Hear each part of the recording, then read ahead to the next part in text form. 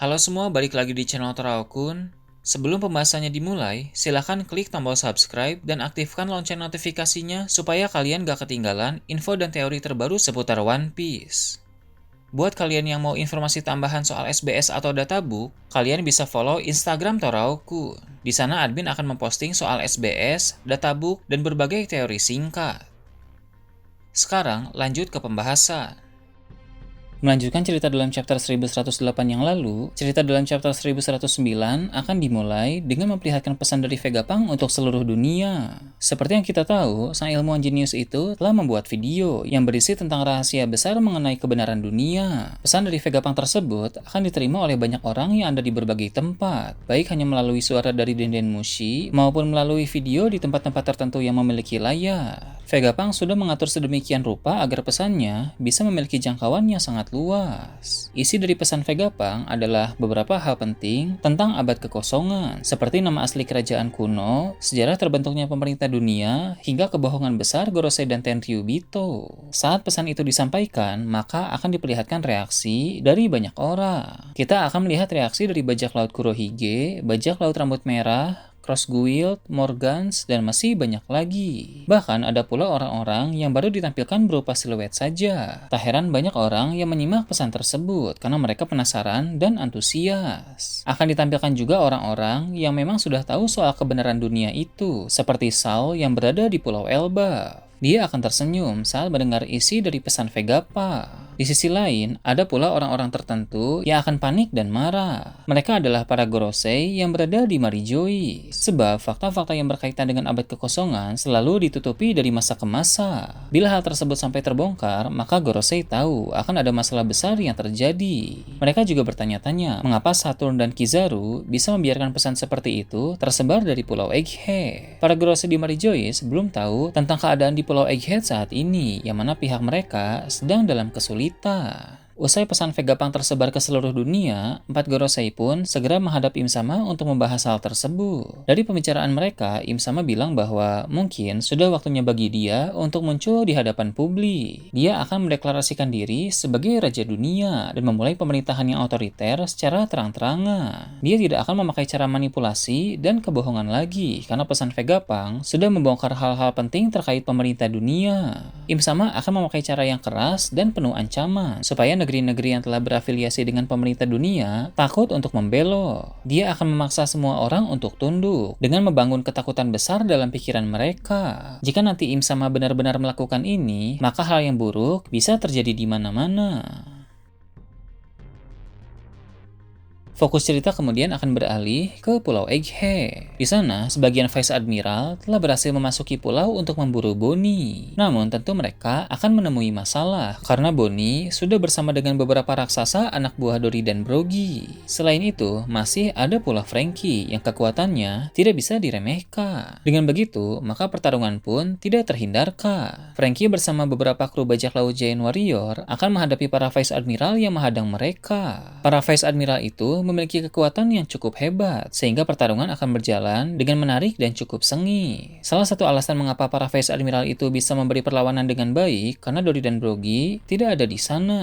Dua raksasa legendaris itu telah pergi menuju ke bagian tengah pulau. Dalam perjalanan tersebut, mereka akan bertemu dengan Sanji yang sedang membawa Vegapunk. Sanji senang bisa bertemu kembali dengan mereka, tapi tidak ada waktu untuk mengobrol lama dalam situasi seperti ini. Dory dan Brogy pun meminta Sanji untuk menuju ke pantai utara dan membawa Vegapunk menuju ke kapal mereka. Sementara itu, Dory dan Brogy akan terus maju untuk pergi ke tempat Luffy. Sanji pun akan berkata bahwa setelah dia membawa Vegapunk ke kapal, maka dia akan segera kembali ke area pertempuran di tengah Pulau Egghead. Sementara itu di Labo Pes, pertarungan Zoro melawan Rob Lucci akan kembali ditampilkan. Di sana Zoro sudah sangat unggul. Bisa dibilang Rob Lucci yang terluka parah telah berada di ambang kematian. Jinbei pun kemudian muncul dan bilang kepada Zoro untuk segera berkumpul dengan yang lain. Jinbei sengaja menjemput Zoro agar dia tidak tersesat. Di saat Zoro dan Jinbei berbicara, Rob Lucci berhasil melarikan diri menggunakan teknik Soru, di mana dia bergerak cepat menuju ke tempat lain. Zoro ingin mengejar untuk melakukan melakukan serangan penghabisan dan mengalahkan Rob Lucy. Namun Jinbei bilang bahwa keadaan di bawah sudah sangat kacau. Tidak ada waktu lagi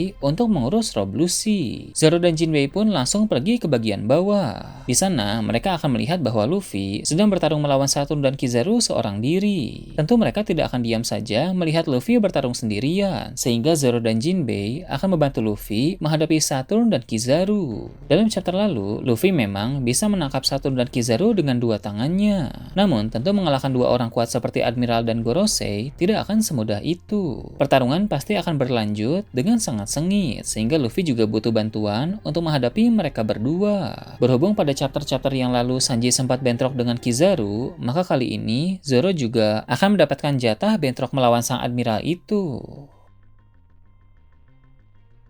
Kemudian setelah itu, diperlihatkan Rob Lucy dengan sisa tenaga yang hampir tumbang menuju ke suatu tempat. Dia memiliki rencana untuk menuju ke tempat para Serapim. Seperti yang kita tahu, para Serapim dikurung dalam gelembung. Namun, Rob Lucy ternyata mengetahui metode untuk membuka gelembung itu, sehingga Serapim bisa dikeluarkan dari sana. Hanya saja, S-Snake tetap dibiarkan di dalam gelembung, karena Rob Lucy telah mendengar bahwa dia secara misterius berpihak kepada Luffy. Jadi, hanya S-Hawk, S-Bear, dan S-Shark saja yang dikeluarkan. Rob Lucy pun memerintahkan mereka ke ruang kontrol untuk membuka Frontier Door. Setelah itu, dia memberi mereka misi untuk mendekati Saturn di bagian bawah, lalu meminta perintah dari sang Gorosei itu. Alasan mengapa Rob Lucy menyuruh mereka melakukan itu, karena dia tahu Gorosei adalah pemegang otoritas tertinggi dalam memerintahkan para Serapi. Sehingga, jika mereka menerima perintah dari Gorosei, tidak akan ada yang bisa membatalkan perintah tersebut. Puncak hierarki untuk memberi perintah kepada para Serapim masih tetap dipegang para Gorosei, sebab Bonnie hanya memegang otoritas tertinggi untuk memerintahkan pasifista model Kuma saja.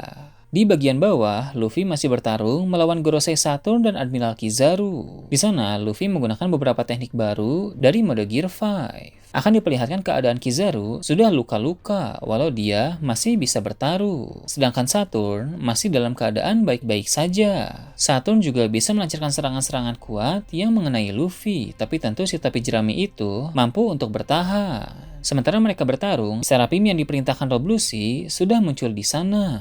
Kemunculan mereka terjadi bersamaan dengan tibanya Dory dan Brogy di tengah pulau. Dengan begitu, maka pertarungan di tempat itu akan menjadi semakin panas. Zoro dan Jinbei juga akan segera tiba, serta Sanji yang sudah mengantar Vegapunk ke kapal akan kembali lagi ke arena pertarungan. Jadi, pertarungan di tengah pulau Egghead akan berlanjut dengan semakin meriah.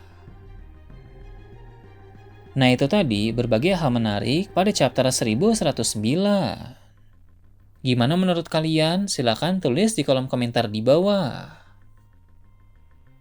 Oke, segitu aja untuk pembahasan kali ini. Jangan lupa like, share, dan subscribe untuk video menarik selanjutnya. Gue Toraukun, Shambles.